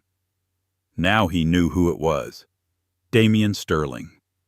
And in a twist that must have sent Richard into a narcissistic rage, the person designing the project was the ex-wife he'd sworn no one would remember. The smear campaign began in earnest. It was no longer just gossip. It was a professional assassination. Olivia Sharp's column became a weekly anti-Lyora newsletter. Thorne's ex a cinder Lyora story or a gold-digging gambit. Sources close to Thorne Properties say Lyora Harris was let go from her hobby firm years ago due to instability and wildly impractical designs. Her Oasis project was reportedly a failed college paper. Now she's attached herself to Damien Sterling. One has to wonder what this visionary architect is really offering the reclusive billionaire. And it's probably not her blueprints. The article was vile. It implied everything while saying nothing. Lyora felt the old shame the gaslighting creep back in. She stormed into Damien's office, the tablet in her hand. "You have to make a statement," she said, her voice shaking. "You have to tell them this is a lie. They're calling me a prostitute." Damien put down his stylus and gave her his full attention. His face was cold still. "Do you care what Richard Thorne thinks?" he asked. "I care what my team thinks. I care what your board thinks. This is designed to make me toxic, to make you drop me." "Richard," Damien said, "is a bulldozer. He knows one move flatten everything in his path. He thinks if he flattens you, I'll be exposed. He thinks I'm using you to get at him." "Are you?" Lyora asked the question hanging in the air. Damien stood and walked to the window looking down at the city. "Richard and I have been on a collision course for a decade. He builds monuments to ego. I build systems. He wants to own the city. I want to change it. This isn't about him, Lyora. It's about the work." "But he's making the work impossible." "No," Damien said, turning back to her. "He's making it necessary. He's reminding us why we're doing this. To beat men like him. To build something that lasts longer than his jealousy." He picked up his phone. "Ariane, cancel my meeting with the Tokyo Fund and clear my schedule. Ms. Harris and I are going dark. We're going to the site." For the next month they disappeared. They worked not from the tower but from a shipping container on the windy, desolate Red Hook site. They refined every detail, argued over every bolt, and redesigned the entire project from the ground up, making it stronger, smarter, and more revolutionary. They also, in the quiet hours of the night, started talking about more than just work. He told her about his childhood, a foster kid who taught himself to code. She told him about her dreams, the ones she'd buried under her marriage. One night over cold pizza he looked at her, his eyes serious. "He didn't just sideline you, Lyora. He was afraid of you. Your work. It's better than his. It's always been better." It was the first time she truly believed it. When they emerged, it was with a finalized Project Aegis that wasn't just innovative. It was a declaration of war. The rumor mill had gone quiet. Too quiet. Lyora's absence, coupled with Damien's, had created a vacuum in the New York gossip sphere. Richard Thorne, meanwhile, had taken the silence as a victory. He interpreted their going dark as a retreat. He assumed Damien had finally seen the wisdom in his warnings and had sidelined the unstable ex-wife. Richard, feeling magnanimous in his victory, doubled down. He fast-tracked the announcement for his own rival project, Thorn Resurgence. A gleaming, soulless tower he planned to build right on the edge of the financial district. He secured a major spread in Forbes, proclaiming him the king of the New York comeback. In the article he was quoted, "The future isn't in idealistic community-based fantasies. It's in bold, powerful statements. People want strength. They want a leader, not a committee. This is the new age of the New York Empire." It was a direct shot at Damien's collaborative, community-focused ethos. Leora read the article in the back of a town car, her stomach in knots. She was on her way to the Global Innovator Summit, a massive Davos-like event where the biggest names in tech, finance, and culture converged. "He's baiting you, you know," she said to Damien, who sat beside her scrolling through data on a tablet. "It's not bait," Damien replied, not looking up. "It's a eulogy. He's memorializing an era that's already dead. He's going to be there, front row." "I know. Ariane arranged it." Leora's head snapped up. "You invited him." "He invited himself, but Ariane made sure his seats were optimal for visibility." A ghost of a smile played on Damien's lips. "He thinks today is my keynote on AI algorithms. He's coming to see the coder play with his toys."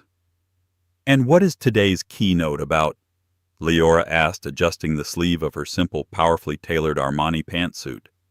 It was the first time in her life she'd worn armor that wasn't a dress.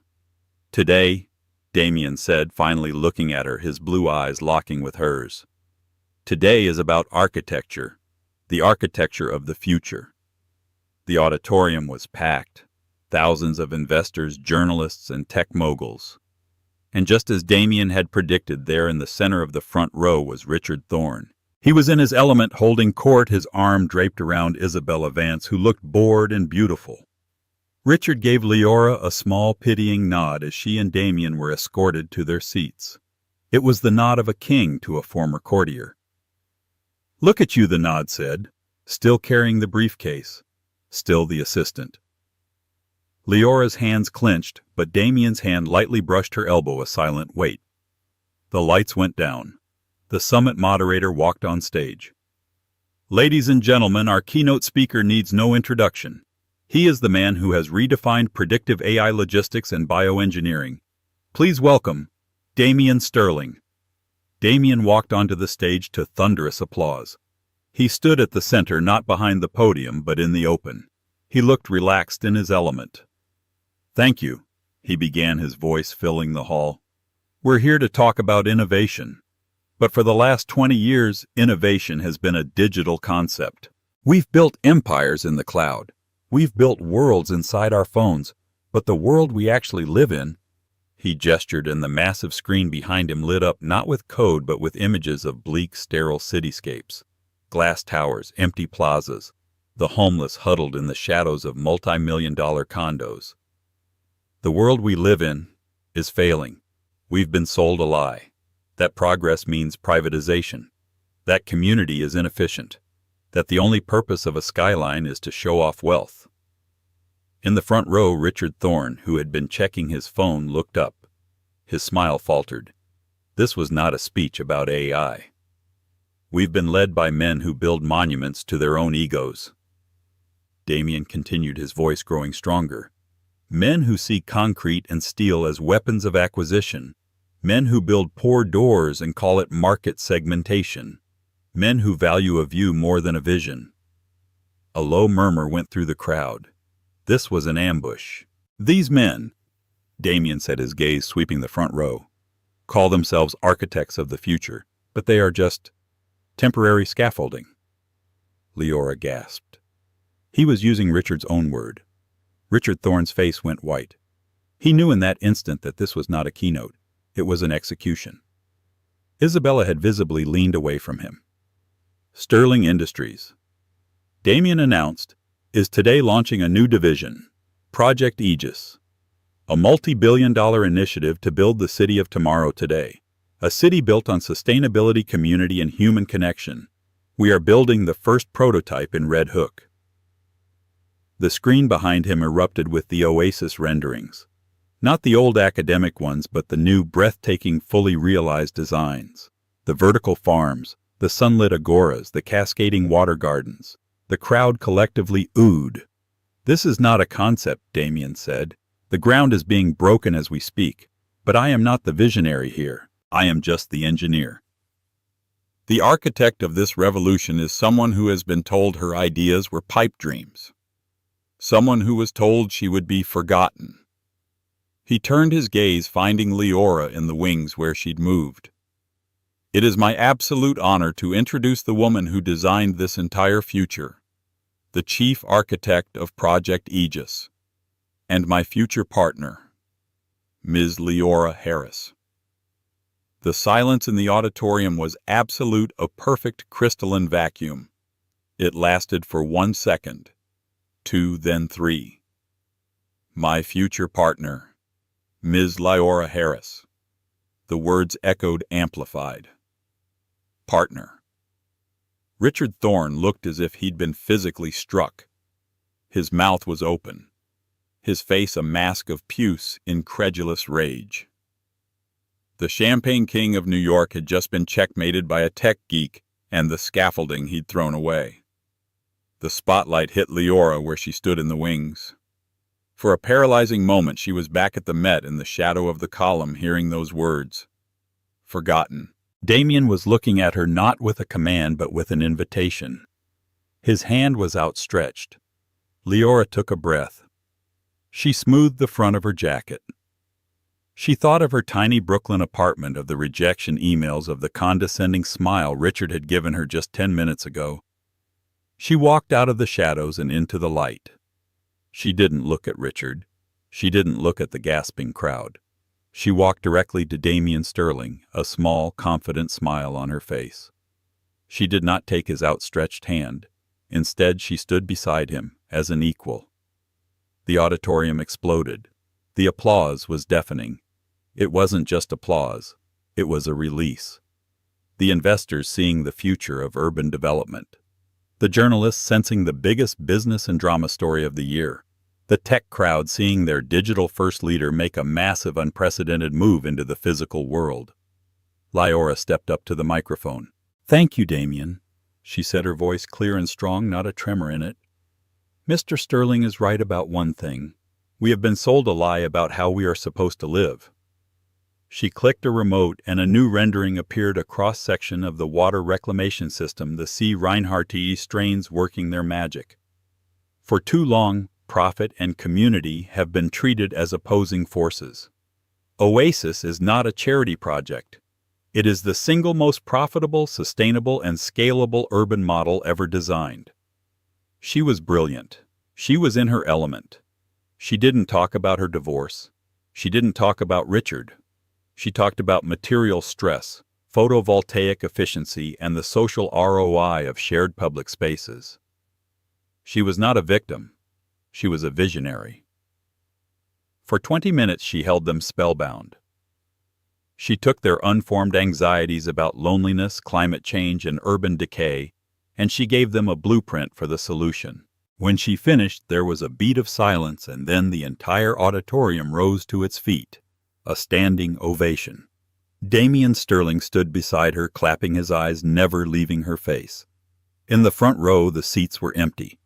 Richard and Isabella were gone, having slipped out during the technical specifications, their retreat a stark admission of defeat. The aftermath was immediate. The clip of Damien's speech, the cut to Richard's horrified face, and Leora's triumphant walk to the stage went viral before the summit even concluded. The Ghost and the Architect Damien Sterling announces Project Aegis with future partner Leora Harris. Richard Thorne's forgotten wife set to redesign New York. King Richard deposed how a tech billionaire and a visionary architect ended the Thorne dynasty. Olivia Sharp's Gilded Post column was conspicuously silent. Leora's inbox, which had been a digital graveyard, flooded with thousands of emails. Old colleagues apologizing. Classmates from MIT cheering. Young female architects from around the world calling her an inspiration.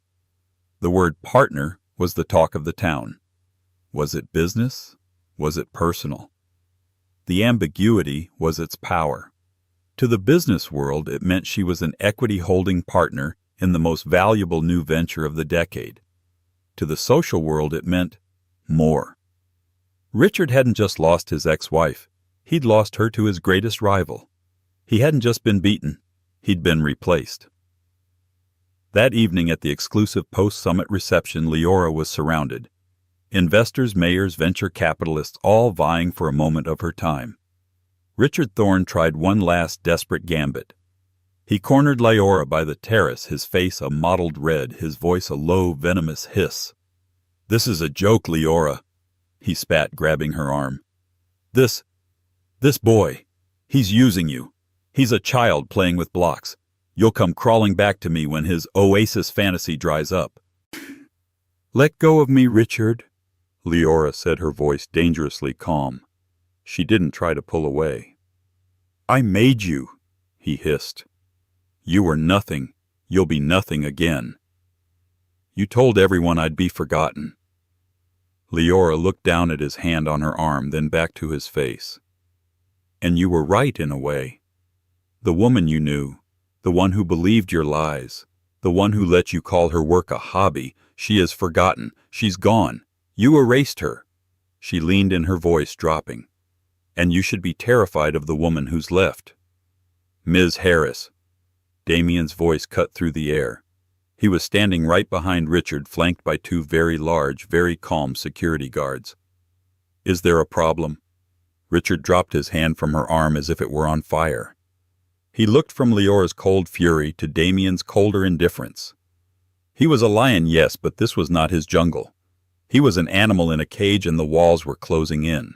Without a word, Richard Thorne turned, and for the first time in his life, he retreated. Leora watched him go, a small, sad figure disappearing into the crowd he used to own.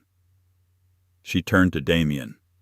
"You didn't have to do that," she said. "I know," Damien replied. He offered her a glass of champagne. "But I've been wanting to do that for a while." He raised his glass. "To our future partner, Ship," he said, the small smile returning. "Aegis is going to take us a decade at least," he said, his tone shifting from public to private. "That's a partnership, and I don't partner with people I don't intend to keep."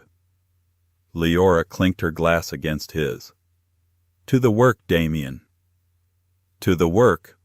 He agreed, but his eyes said something more. The fall of Richard Thorne was not a sudden cinematic explosion.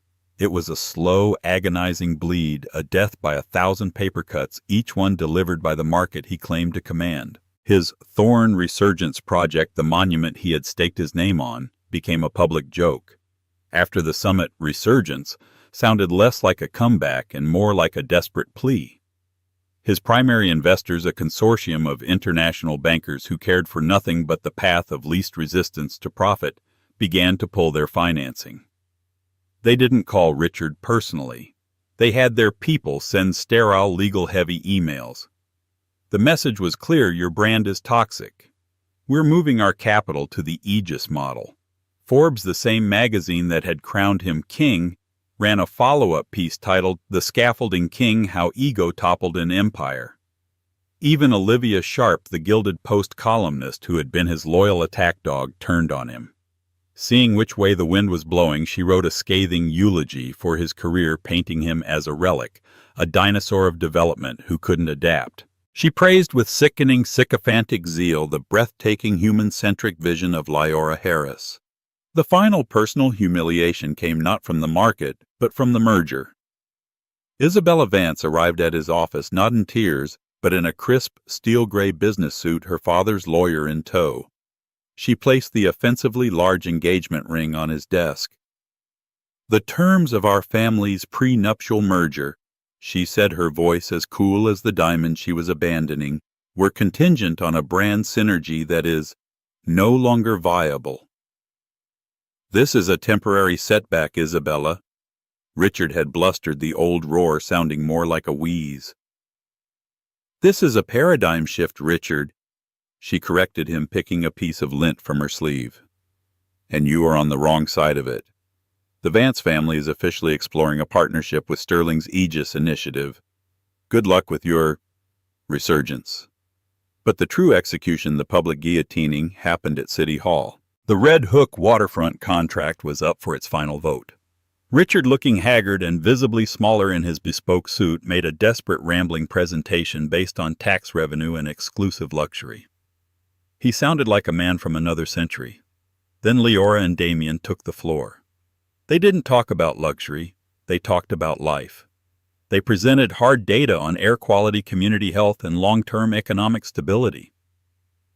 Leora, in a striking midnight blue dress, the same color she'd worn when she was invisible at the Met, spoke with a passion and precision that was mesmerizing. She wasn't just building a complex, she was solving a city's problems. The city council's vote was unanimous. The Thorne proposal was rejected. The Project Aegis master plan was approved. The cameras zoomed in on Richard Thorne's face as he sat frozen. A man turned to stone while the room erupted in applause for the woman he swore would be forgotten. 1 year later, Leora stood on the rooftop terrace of the first completed Aegis module. It was no longer a blueprint. It was real. The air up here was different. It was soft, carrying the scent of lavender and thyme from the massive planters that lined the roof, not the usual New York miasma of exhaust and hot pavement. Below her, the central agora was bustling. It was 5:00 p.m. and the space was flooded with life. She watched a group of children run laughing from the community daycare toward the central fountain, which cascaded with the building's own reclaimed and purified water. Residents, a mix of artists, bankers, young families, and seniors, just as she'd designed, mingled at a farmer's market, buying produce grown in the vertical farms that made up the tower's southern face. The sound wasn't the shriek of traffic. It was the hum of 1,000 small, connected lives. It was alive. It was breathing. It was hers. The heavy door to the roof opened with a soft, hydraulic sigh. Damien stepped out, a blueprint roll tucked under his arm. He'd traded his t-shirts for more architect-friendly button-downs, but his hair was still an unruly mess, as if he'd been running his hands through it all day. The air quality sensors on level 12 are reading 15% cleaner than the simulations predicted, he said, foregoing a hello. That was their hello. Your algae is overperforming. The bioremediation matrix is too efficient. I told you the C. Reinhardti strains would work, Leora said, smiling. She leaned back against the railing, looking out over the new skyline they were building together. Their building was a living green heart amidst the cold glass and steel canyons. It's nice to be right. It's expensive to be that right, he countered, but the smile in his eyes gave him away. The accelerated growth means we have to adjust the harvesting schedule for the biomass converters. A good problem to have, she mused. He came to stand beside her, not too close, but in her space, their shoulders almost touching. They looked out over the city. So, Damien said, his voice shifting from professional to something else. I just got off the phone with the City of London. They want one. Right on the Thames. Paris wants to replace a defunct industrial park in the 13th. And Singapore? Singapore wants to build 3. We'll be busy, Leora said, a quiet thrill running through her. For the rest of our lives, probably, he said. He was quiet for a full minute, just watching the sunset reflect off the photovoltaic glass of their own creation. The silence between them was comfortable, charged with a year of shared 18-hour days of arguments over structural steel and a victory celebrated with bad takeout on messy blueprints. You know, he said, his voice softer, I've been thinking about the summit that day. Leora turned to look at him. It's hard to forget. That was a high-risk maneuver, he said almost to himself, his gaze fixed on the horizon. Future partner. It was the truth, but it wasn't the whole truth. Leora's heart did a strange, slow roll. She'd spent a year analyzing that word. It had been her shield, her reintroduction to the world. It had been her armor. I knew what Richard had said about you." Damien continued, finally turning to meet her gaze. "I'd read every article. I'd seen the scaffolding quote. He was trying to define you as a temporary attachment to him. He was erasing you." He stepped closer. "I couldn't let that stand. But a simple press release, a Sterling Industries is proud to hire, wouldn't have worked. It would have been a footnote. He would have spun it as me picking up his cast-offs. I had to do something. Seismic. I had to rebrand you in the public eye in a single sentence. I had to sever Thorne from Harris with a sword." "So you used partner," she said, her voice quiet. "I used partner," he confirmed. "I needed the world to know in no uncertain terms that you were not his forgotten anything. You were mine, professionally speaking." "Professionally speaking," she repeated, a small smile playing on her lips. "It was the most ruthless, brilliant, and arrogant PR move I've ever seen. You didn't even ask me." "No, I didn't." He admitted a rare flicker of vulnerability in his eyes. "It was a presumption. I was betting on the fact that you, the architect who designed this," he swept his hand toward the living building around them, "would understand that sometimes you have to tear down the old foundation to build something true." She had understood. In that moment on stage, she had understood everything. "But," he continued, and his voice dropped lower, "it's been a year, Leora, a year of this. The project is stable. The world is convinced. London can wait. Paris can wait. And I am, as you frequently pointed out, not a patient man. Not about the things I truly actually want." He took her hand. It wasn't a grab like Richard's had been, a gesture of ownership. It was a question, his fingers lightly, respectfully entangling with hers. "I don't just want to build cities with you, Leora Harris," he said, his blue eyes intense and completely terrifyingly sincere. "That's the business partnership. And it's the best one I've ever had. I respect your mind more than anyone I've ever met." "Damien, but I'm also interested in the other definition of partner, the one the gossip columns were hoping for, the one Richard was terrified of." He gave a short, self-deprecating laugh. "I'm a data-driven man, Leora, and all the data, every piece of it, points to this, to you." Leora looked at this brilliant, intense, impossible man, the man who hadn't saved her. He hadn't been a knight in shining armor. He had been a mirror showing her the strength that was already there. He had given her the tools, the budget, and the respect to save herself. Richard had wanted to own her. Damien was asking to stand beside her. "Damien," she said, her voice full and strong, her fingers tightening around his. "What if I told you the social algorithm for Oasis was never just about the residents? What if I told you it was always designed for a partnership of two?" He smiled, a true, rare, brilliant smile that reached his eyes and made him look for a second like a different person. "I'd say I'm a man who trusts the architect. And what if I told you," she continued, stepping closer, closing the last bit of space between them, "that after a year of working with you, of arguing with you, of building this, that you are the only variable I'm no longer willing to run the simulations without?" "Leora," he breathed, his other hand coming up to cup her face, his thumb brushing her cheekbone. "Show me the blueprint, Damien," she whispered. And he did. He kissed her, not with the desperate claiming hunger of a man like Richard, but with the quiet, profound certainty of a man who has finally solved the most complex equation of his life. It was a kiss of mutual respect, of shared victories, of 18-hour days and cold coffee. It was a kiss that felt like a foundation. As the sun set, casting long golden shadows across their city, Leora Harris, the woman who was supposed to be forgotten, pulled back and rested her forehead against his. She was the architect, he was the engineer, and together they looked out at the future they were building.